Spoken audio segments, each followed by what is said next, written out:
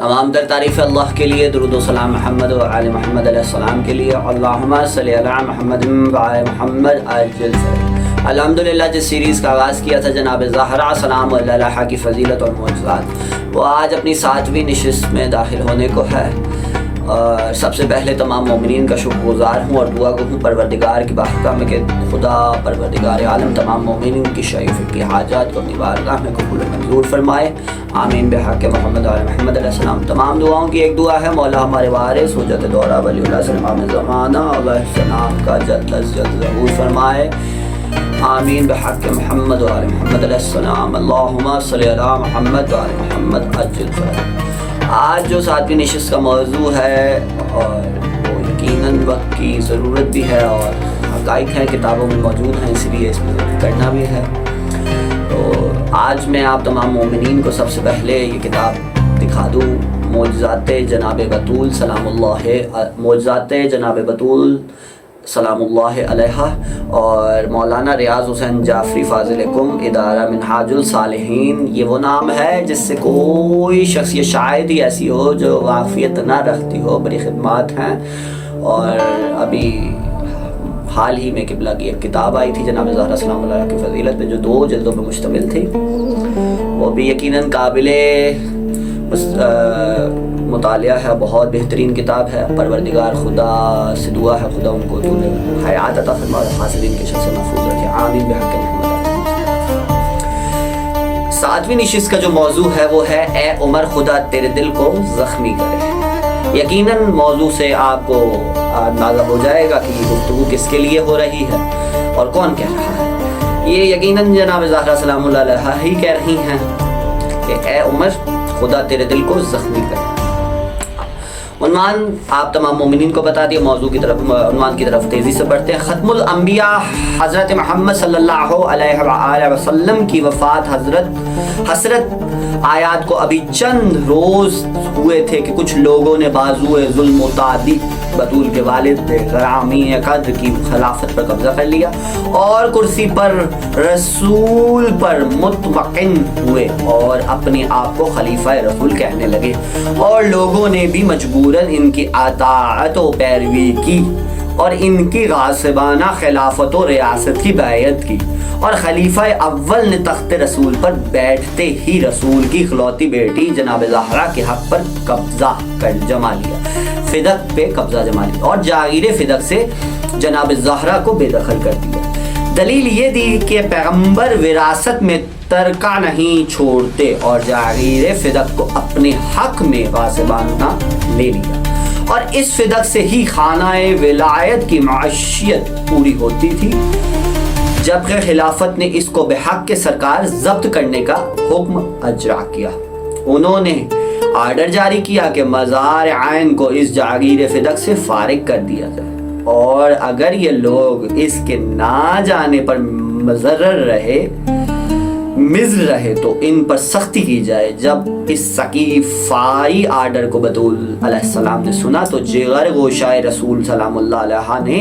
खिलाफत अबू बकर में गुस्से की हालत में जाना चाहा।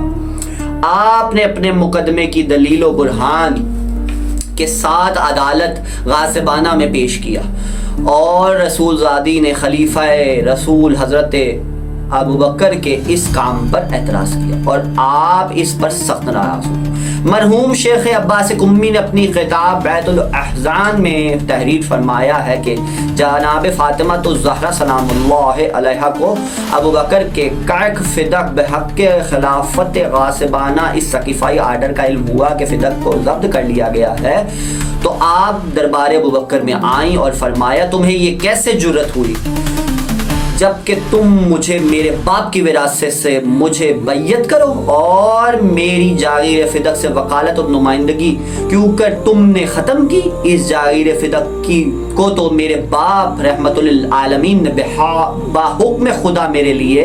अलाट किया था। अबू बकर कहता है कि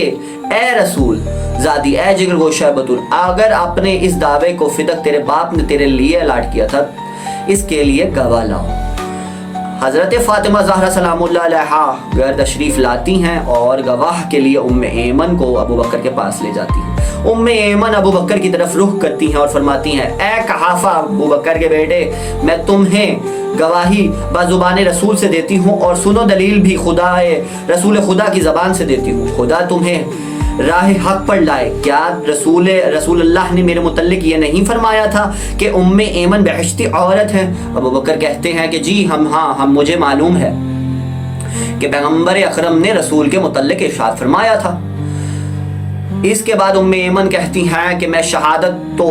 گواہی دیتی ہوں کہ جب یہ آیت نازل ہوئی کہ اے پیغمبر اپنے قریبیوں کو حق دو تو اس وقت رسول صلی اللہ علیہ وآلہ وسلم نے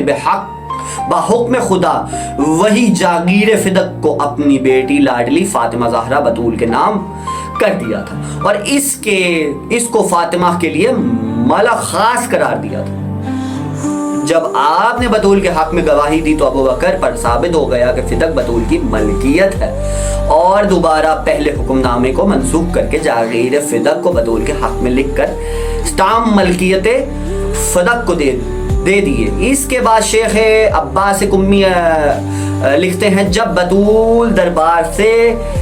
کاغذات ملکیت لے کر گھر جا رہی تھی راستے میں عمر سے ملاقات ہوتی ہے۔ وہ صدیقۃ الکبریٰ فاطمہ زہرا سلام اللہ علیہ سے پوچھتا ہے کہ کہاں سے آ رہی ہیں اور تمہارا جھگڑا خلیفہ سے کہاں تک پہنچا؟ خاتون جنت فرماتی ہیں کہ مجھے اس نے لکھ کر دے دیا ہے کہ جاگیر فدق میرے بابا نے بحکم خدا اور وہی مجھے دیا ہے، لہٰذا اس نے مجھے لکھ کر دیا ہے کہ یہ جاگیر میری ہے اور اس سے متعلق کسی کا کوئی تعلق نہیں۔ عمر غصہ میں آیا اور بازو طاقت ظلم و تعدی سے رسول زادی فاطمہ زہرا سلام اللہ علیہ کے ہاتھوں سے